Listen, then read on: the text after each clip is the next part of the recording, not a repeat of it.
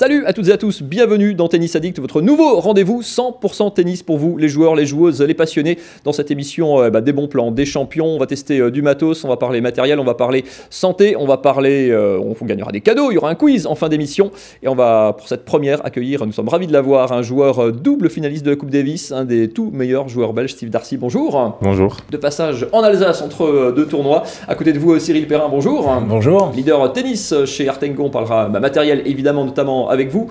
Avec nous également Jean-Sébastien Todt, bonjour. Bonjour Mathieu. Rédacteur en chef chez Tennis Addict, vous aurez plein de petites choses à nous montrer, y compris des produits assez étonnants. Et à côté de vous, le doc Cédric Daniel, bonjour. Bonjour. Kiné dans la région de Strasbourg, spécialisé évidemment dans le sport, sportif de haut niveau notamment, avec toute une gamme de tennisman notamment. Les garçons de la région, on peut citer en vrac de qui vous occupez, qui passe entre vos mains. Entre autres, Pierre Hugerbert, Albano Olivetti, Dan Haddad et des jeunes de la Ligue.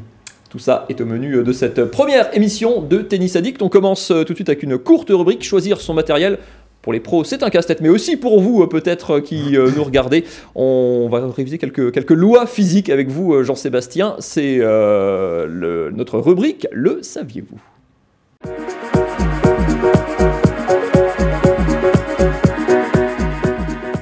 Et Jean-Sébastien, votre challenge de cette première, vous avez 2 minutes chrono pour nous éclairer sur le choix cornélien de tout joueur de tennis. Est-ce que je garde ma raquette? Est-ce que je change? Et si je change, comment bien la choisir? Quels paramètres, on va réviser un peu de physique, quels paramètres rentrent en ligne de compte? Doivent rentrer en ligne de compte? Alors effectivement, ouais, c'est souvent la jungle pour choisir une raquette de tennis. La plupart du temps, on est confronté à un choix pléthorique dans les magasins.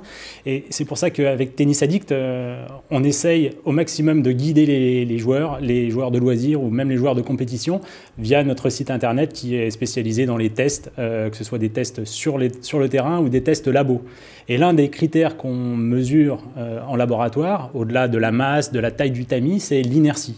Alors moi, la physique, j'ai arrêté il y a longtemps. Hein. Expliquez-nous, rappelez-nous le principe de base sur la raquette. Alors le principe de base de l'inertie, c'est simplement l'effort que l'on doit avoir sur la raquette pour la mettre en mouvement. Donc plus une raquette a de l'inertie, plus elle est difficile à manier, mais par contre, elle aura des qualités de puissance, de stabilité et de confort qui seront supérieures. Donc plus l'inertie est élevée, plus il faut être costaud aussi, c'est-à-dire que moi je suis un peu mal barré, mais plus il faut être costaud du coup pour la manier. Exactement. Plus l'inertie, c'est l'exemple du marteau finalement. Hein. Vous prenez un marteau un petit peu gros, vous tapez sur un clou, en un coup il est enfoncé, il n'y a pas de vibration, ça se passe bien. Si le marteau a peu d'inertie, ça va être compliqué, il va falloir taper plusieurs fois. C'est le même principe.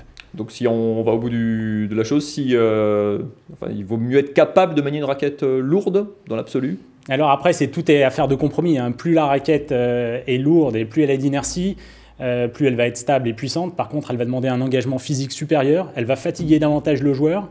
Et l'autre contrepartie, ça va être la difficulté d'accélérer la tête de raquette pour générer de l'effet. Et aujourd'hui, on sait que les joueurs recherchent des trajectoires de plus en plus bombées, des trajectoires courtes croisées pour décaler leur adversaire. Et c'est ce compromis-là qu'il faut trouver. À haut niveau, on a plutôt des inerties élevées du coup? À haut niveau, je pense que les inerties sont supérieures à ce que utilisent les joueurs de loisirs. Pour donner un ordre de grandeur, une raquette standard, elle va avoir une inertie entre 270 kg par centimètre carré jusqu'à 300 maximum.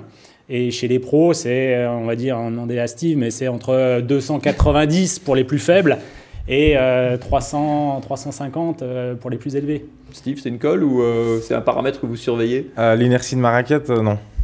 Mais je la connais parce que je l'avais interviewé il y a quelques temps et il m'avait répondu gentiment en sortant les raquettes de sa voiture et en regardant l'étiquette, et je crois que c'était 295 de mémoire. Donc c'est une inertie qui est à la limite jouable par des joueurs de bas niveau. Et souvent, d'autres joueurs, il y a une explication sur la réduction de l'inertie que vous avez aujourd'hui, mais c'est jouable par à peu près tout le monde. Merci beaucoup Jean-Sébastien. Vous restez bien sûr avec nous, on va justement revenir à notre invité de cette semaine, c'est Steve Darcy.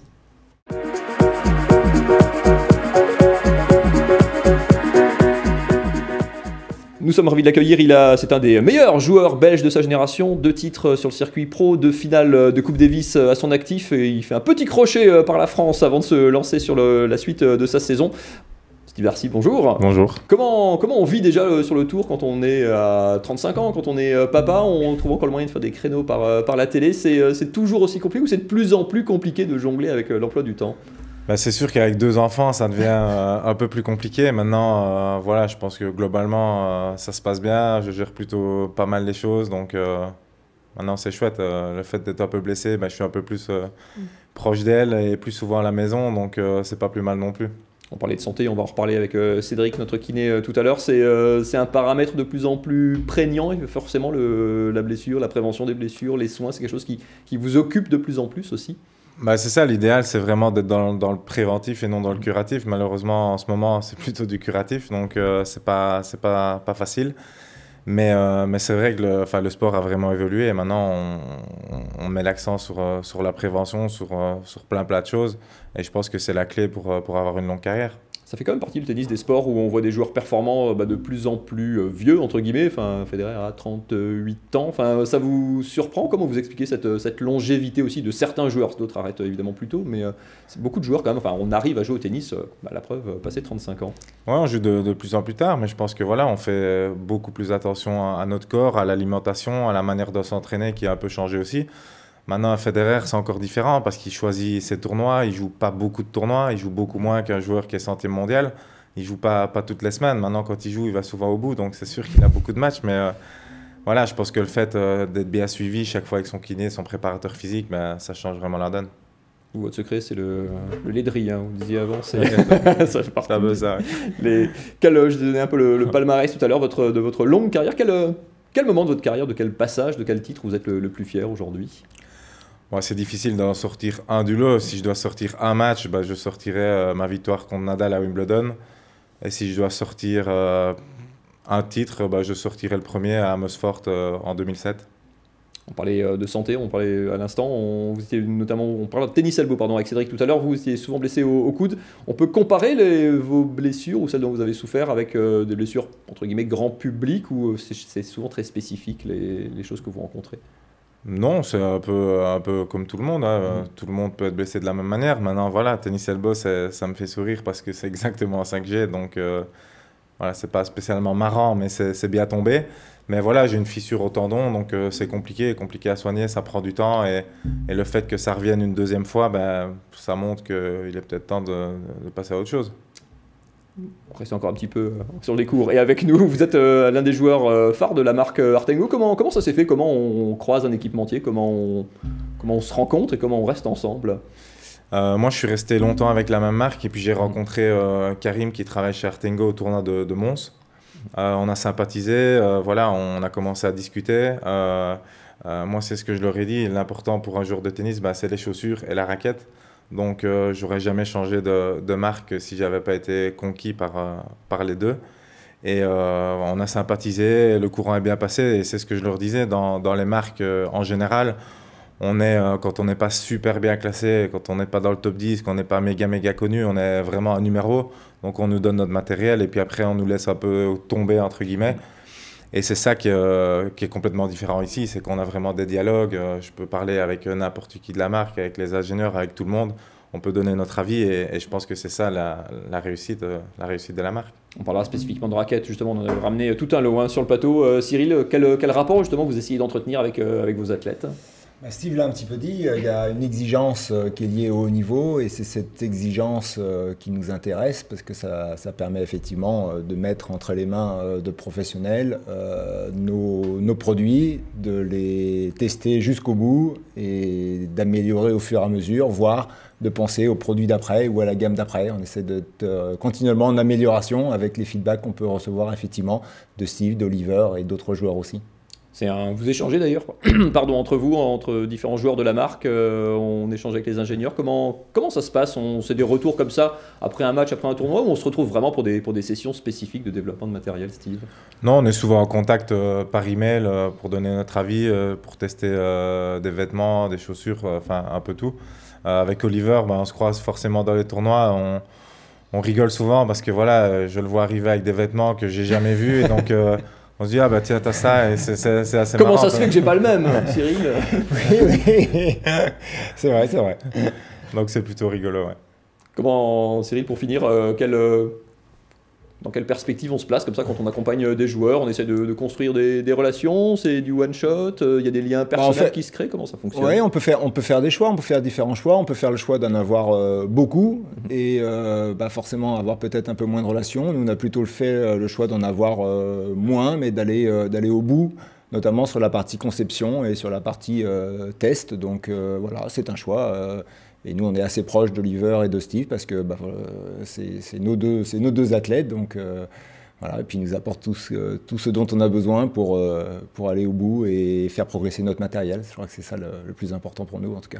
On va en parler, on va rentrer dans les détails des raquettes dans quelques instants. Juste, je profite de vous avoir, Steve, quel regard vous portez sur le retour de Kim Clijsters, votre compatriote qui annonce pour 2020 son retour sur le circuit à 36 ans. Elle est même un peu plus âgée que vous, après quoi 7 ans, je crois, d'absence. Ouais. C'est intéressant, je crois que c'est un magnifique challenge. Maintenant, voilà, elle a du pain sur la planche, elle va devoir vraiment bosser dur. Je pense qu'à partir du moment où elle a l'objectif de revenir, elle sait très bien ce qu'il faut faire parce qu'elle l'a déjà fait. Maintenant, voilà, elle a eu 3 enfants, la route est vraiment très longue, le niveau a quand même bien changé aussi. Donc c'est un fameux challenge. Vous restez avec nous, Steve, on va continuer de parler tennis, on va parler matériel, on va parler santé dans quelques instants. Juste après, allez, un petit condensé d'images insolites qu'on vous a spécialement sélectionnées pour cette première.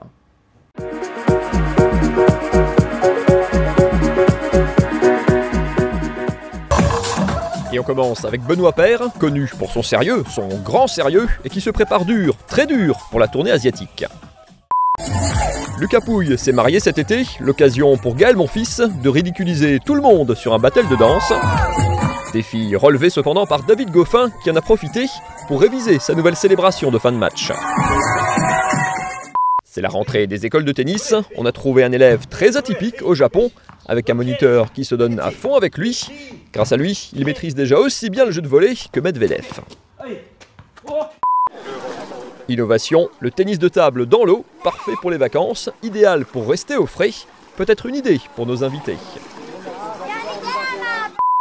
Vous connaissiez l'airball au basket, voici l'airshot tête 1-0. Et s'il fallait retenir un moment de cette fin d'été, c'est bien sûr Medvedev qui, après sa victoire sur Lopez au 3e tour de l'US Open, a bien provoqué le public. Le vilain petit canard du cours Arthur Ashe s'est finalement racheté et a été ovationné après la finale pour sa combativité sur le court.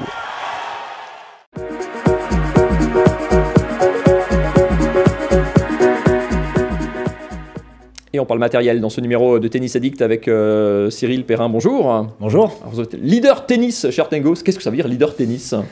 Je suis juste en charge de la marque donc, de tennis de Decathlon qui s'appelle donc Artengo et nous sommes 42 collaborateurs passionnés de tennis. Comment ça fonctionne, hein? C'est un peu la marque décline des gammes comme ça sur différents sports, sur différents produits. On fonctionne quoi? En cellule quasiment autonome? On vous laisse carte blanche? On vous supervise? Comment ça se passe? Ça ressemble à ça, oui. Effectivement, on est organisé par sport. Donc, chaque sport a sa marque. Et ensuite, on a des équipes qui sont 100% dédiées à un sport.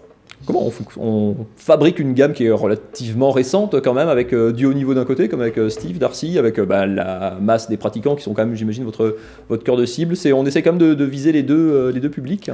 Oui, on essaie d'avoir une gamme qui est la plus complète possible et qui s'adresse aussi bien aux joueurs loisirs qu'aux joueurs experts, voire pros dans certains cas. Donc on part souvent du besoin de chacun des joueurs, donc on passe par des phases surtout d'études de chacun des joueurs et des besoins. Le besoin des débutants est très différent d'un besoin d'un joueur expert, bien évidemment. Et donc à partir de là, on définit des caractéristiques sur chacun de nos produits. Et ensuite, on conçoit de A à Z le produit jusqu'à des tests finaux avant de mettre tout ça dans un magasin Decathlon. Quand un joueur de haut niveau, quand un top player comme ça, vous développez une raquette pour lui, ça vous sert, ce travail-là, il sert sur du matériel grand public ou c'est complètement différent et c'est deux métiers différents? Non, sur beaucoup de paramètres, effectivement, ça nous sert. Il y a des paramètres, bien évidemment, de performance des produits parce que c'est leur outil de travail numéro 1. Et ensuite, il y a une notion aussi de durabilité parce que le matériel est soumis à plusieurs heures d'entraînement par semaine. Et donc, forcément, c'est des tests un peu grandeur nature en accéléré. Et ça nous sert aussi sur ces paramètres-là. Ouais.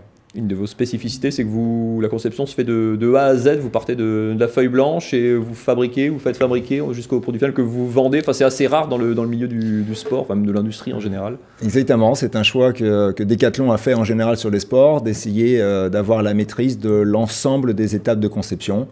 Donc aussi bien de l'ingénierie, du design, du modélisme, des tests essais terrain également. Et donc on essaye effectivement d'avoir l'ensemble des compétences à l'intérieur d'un sport, à l'intérieur d'une marque, pour pouvoir gérer l'ensemble de ces étapes-là. Comment on développe après une marque comme Artengo, enfin, puisque du coup l'acception pour le grand public c'est sous Artengo, comment on se fait une place? C'est du marketing, c'est du partenariat, c'est accompagner des joueurs pros? Alors ça peut être un petit peu tout ça. Nous on est d'abord passé par le produit avant tout. On s'est dit qu'avant de se faire connaître ou de commencer à faire connaître la marque, il fallait avant tout avoir une gamme qui soit complète et qui corresponde à l'ensemble des différents besoins. Et puis après, au fur et à mesure, effectivement, par des partenariats, par des événements de type l'Artengo Tour que l'on développe aussi pour faire tester notre matériel. C'est comme ça qu'on développe une notoriété au fur et à mesure et ça avance bien. On va parler matériel justement avec un focus sur un nouveau produit phare et sur une raquette justement. C'est le coup de projecteur de cette semaine.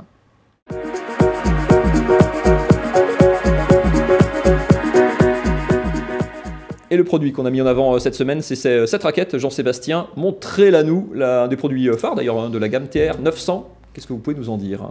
Alors si on a fait le choix de présenter cette raquette, c'est pas innocent, hein. C'est une raquette que Steve connaît bien, puisque c'est le cadre qui sert de base à ses propres raquettes. Donc c'est la raquette que l'on trouve dans le commerce, hein, que n'importe quel joueur peut acheter.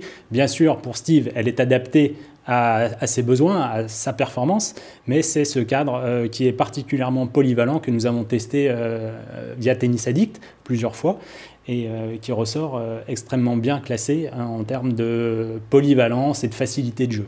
Comment on la teste? Comment c'est mis en condition? Comment on la met au banc d'essai? Oui, on a un protocole de test qui est divisé en deux parties. On a des tests sur le terrain avec des joueurs. Une vingtaine de joueurs va pratiquer des gammes avec des exercices imposés, noter de manière subjective toutes ces sensations. Mais on a également toute une partie labo où on va mesurer l'équilibre, la masse de la raquette, l'inertie dont on a parlé tout à l'heure, la rigidité du tamis, et ainsi de suite, pour donner des critères objectifs pour mesurer aussi l'impact de performance de ces différentes raquettes. C'est une raquette quoi plutôt? Polyvalente, plutôt orientée puissance? Alors c'est une raquette qui fait 285 grammes, donc qui est relativement adaptée aux joueurs compétition, on va dire jusqu'à 3e série sans problème.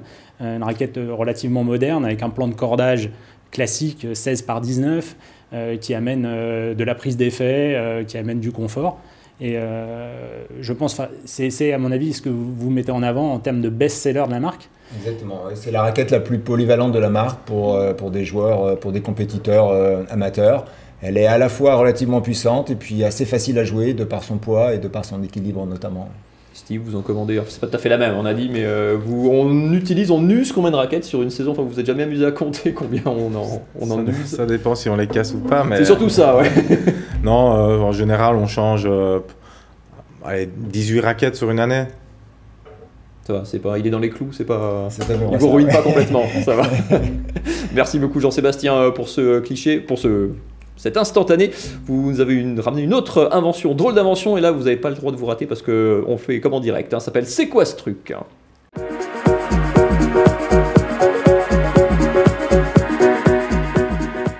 Dans C'est quoi ce truc cette semaine, Jean-Sébastien, vous avez trouvé une drôle de gourde et vous allez nous faire la démonstration en direct. Alors je vais essayer de faire la démonstration. Hein, mais non, vous allez le faire. Alors forcément, je vais vous montrer, on pense tout de suite au Nespresso de la boisson énergisante sportive. C'est un mix entre une gourde et un espresso, quoi. Exactement. On a des capsules du même type que ce qu'on peut retrouver dans les machines à café, un petit opercule. On a un principe de gourde donc, qui est livré avec le système. On a simplement à visser. Il y a un petit percolateur manuel. Et normalement... Et ça marche. Si ça marche. Parce qu'il faut dire qu'aux répétitions, ça n'a pas marché tout de suite. Mais c'est parce que vous l'aviez mis à l'envers, on peut le dire. Il ne faut pas mentir aux gens. C'est pas sympa de dire ça, Mathieu. Non. Hein. Bon, au-delà du concept qui se diffuse. Ouais, assez ludique, je trouve que l'approche est assez intéressante de proposer aux sportifs un mode de consommation qui est très simple et qui est adapté à chaque pratique sportive. Les quatre capsules différentes sont adaptées soit à de la performance pour des sports d'endurance, soit des efforts un peu plus brefs. Ouais. On trouve que c'est assez rigolo. Les tests qu'on a pu faire de notre côté en termes d'usage ont été largement positifs. C'est assez sympa ce genre d'innovation. Steve, vous avez déjà vu ça? C'est la première fois que je découvre ça aujourd'hui et c'est vrai que c'est pas mal. Merci Jean-Sébastien. Oui, vous avez Merci. fait découvrir ça. On verra si ça perce l'opercule et si ça fait école. On va parler santé dans un instant avec le cauchemar de tous les tennismen, le tennis elbow. C'est avec notre doc.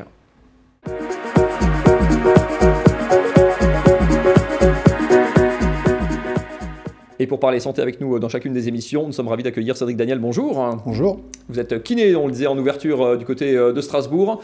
On va parler, comme dit, du cauchemar des joueurs de tennis. Alors, soit qu'on l'a vécu, soit quoi, on voit les copains qui en souffrent. Le tennis elbow, c'est le mal absolu quand on parle de tennis. En tout cas, c'est la blessure la plus récurrente de ce sport.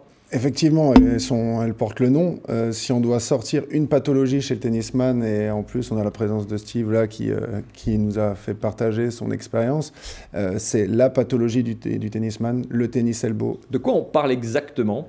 Alors le tennis elbow, c'est une tendinopathie, donc une atteinte des tendons au niveau de la partie externe du coude, les épicondyliens. Et à l'opposé, on a le golf elbow qui est de l'autre côté. Et là, il s'agit des épis-trochléens. Et en fait, c'est une tendinopathie du coude. Comment ça se soigne ici? On parlera de prévention dans un instant, mais quand on commence à ressentir cette tension, cette douleur, il faut faire quoi? Aller voir un spécialiste déjà? Est-ce qu'on peut l'identifier soi-même ou pas? Alors nous, dans les différents types de pathologies qu'on a, le tennis elbow, soit on va l'observer sur une grosse augmentation de charge d'entraînement, mais sinon c'est ce qu'on associe à ce qu'on appelle les technopathies. Donc ça va être lié à un changement de produit, changement de matériel. Donc on avait l'explication de la raquette avant. Ça peut être une modification sur le type de cordage, sur la tension, sur le type de raquette, le poids de la raquette avec son équilibre, un changement de grip, c'est des éléments qui peuvent intervenir. Et chez un joueur qui a une charge d'entraînement normale et d'un seul coup il développe un tennis elbow, on peut souvent retrouver un côté matériel là-dedans. Une façon de le prévenir, ça va être on a une batterie d'étirements que l'on peut faire pour assouplir la musculature à ce niveau-là. Et c'est une bonne transition avec la gourde qu'on voit là, parce que ce qui est hyper important dans les tendinopathies, c'est toute la notion d'acidité et donc l'importance de l'hydratation, l'importance d'un équilibre alimentaire. Steve nous disait avant, si on veut durer dans le temps, dans la carrière, il faut tout prendre en compte et ça en fait partie.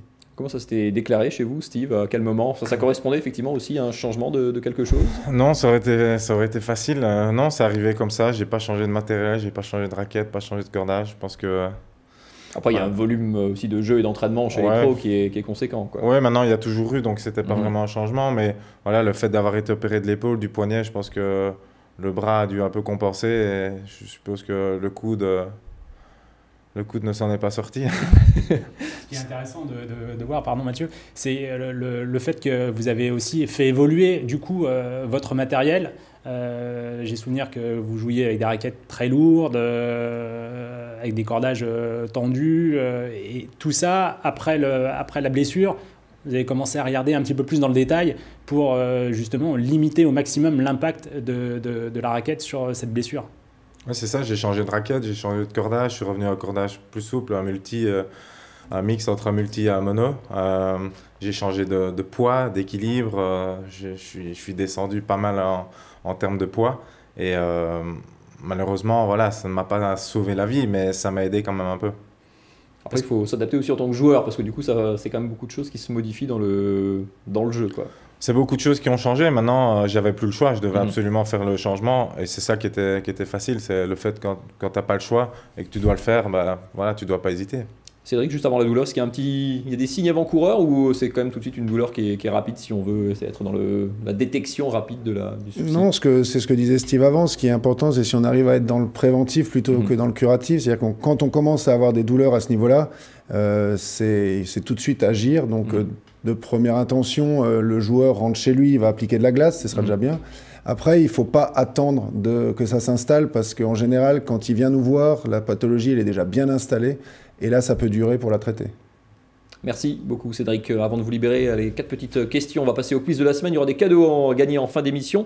Tout ça juste après le quiz.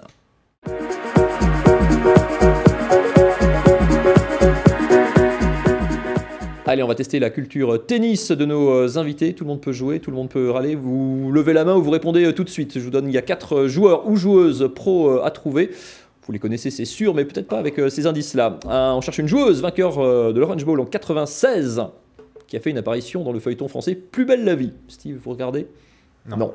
Pas le temps. Finaliste de Wimbledon à 19 ans, qui a gagné 3 fois de suite Roland Garros, qui a remporté 7 titres du Grand Chelem, qui les a tous remportés d'ailleurs, sauf Wimbledon, où elle a joué 2 finales. Elle est d'ailleurs, pour finir, la seule numéro 1 mondial en cours à annoncer sa retraite au sommet de son classement. C'est la plus grande joueuse belge de tous les temps. Ou presque, Steve. Je suis désolé. Justine? Justine Hénin. Justine Hénin, fatalement. Allez, pour vous rattraper, tous les 4, on cherche un joueur fan de Marat Safin, étudiant dans un lycée agricole jusqu'à l'âge de 16 ans, mais renvoyé dans la foulée du CNE, exclu de l'équipe de France. Il pourrait jouer en double avec Nick Kyrgios, ça ferait à mon avis des étincelles. Benoît Paire. Benoît Paire, merci beaucoup Jean-Sébastien.